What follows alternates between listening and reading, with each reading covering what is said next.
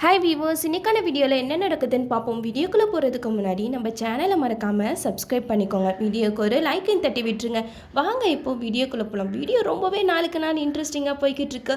இந்த இடத்துல மகேஷை கடத்தி வச்சிடுறாங்க. அப்போன்னு பார்த்து முகூர்த்த நேரம் நெருங்கிக்கிட்டே இருக்கு. அதனால மாப்பிள்ளையோட ட்ரெஸ்ஸை வாங்குறதுக்கு மாப்பிள்ளை இன்னும் காணாமே அப்படின்னு சொல்லிட்டு ஐயர் வந்து மாப்பிள்ளையை எதிர்பார்த்துக்கிட்டு இருக்காரு.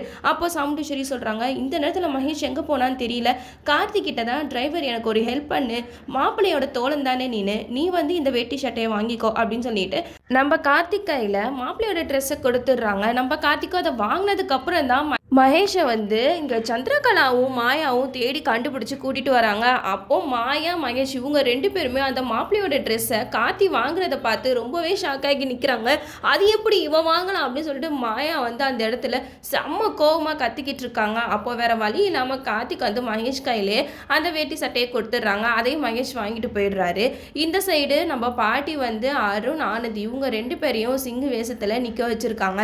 எப்படியாவது இந்த கல்யாணம் நல்லபடியாக நடக்கணும் அப்படின்னு சொல்லிட்டு எல்லாருமே ரொம்ப ஆசைப்பட்டுட்டு இருக்காங்க. ஆனால் நம்ம கார்த்திக் தான் நான் இந்த கல்யாணம் பண்ணிக்க மாட்டேன் அப்படின்னு சொல்லிட்டு ரொம்ப வம்பு பண்ணிட்டு இருக்கிறது. ஆனால் கடைசியில் எப்படியோ இந்த தாலியை ரேவதி கழுத்தில் கட்ட போகிறது நம்ம கார்த்திக் தான். அது மட்டும் இல்லாமல் இப்போ கல்யாணத்துக்கு நம்ம அபிராமியை வேற இன்வைட் பண்ணியிருக்காங்க இல்லையா.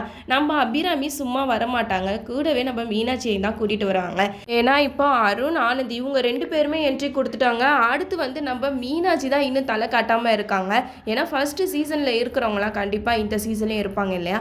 அதனால நம்ம மீனாட்சி கண்டிப்பாக வருவாங்கன்னு தான் நான் நினைக்கிறேன். அது மட்டும் இல்லாமல் அவங்களும் மாறு வேஷத்தில் நின்று கார்த்தி ரேவதி கழுத்தில் தாலி கட்டுறதை ஓரமாக நின்று பார்த்து ரசிச்சுக்கிட்டு இருப்பாங்க. இந்த இடத்துல கண்டிப்பாக ஐஸ்வர்யா இருக்க மாட்டாங்க. ஏன்னா ஐஸ்வர்யாவை தான் போலீஸ் பிடிச்சிட்டு போயிடுச்சு. அதனால ஐஸ்வர்யா வர்றதுக்கு வாய்ப்புகள் கம்மி தான். நம்ம மீனாட்சியாவது என்ட்ரி கொடுத்தாங்கன்னா இன்னும் வீடியோஸ்லாம் வேறு லெவலில் போகும். நாமளும் என்னெல்லாம் நடக்குதுன்னு வெயிட் பண்ணி பார்ப்போம்.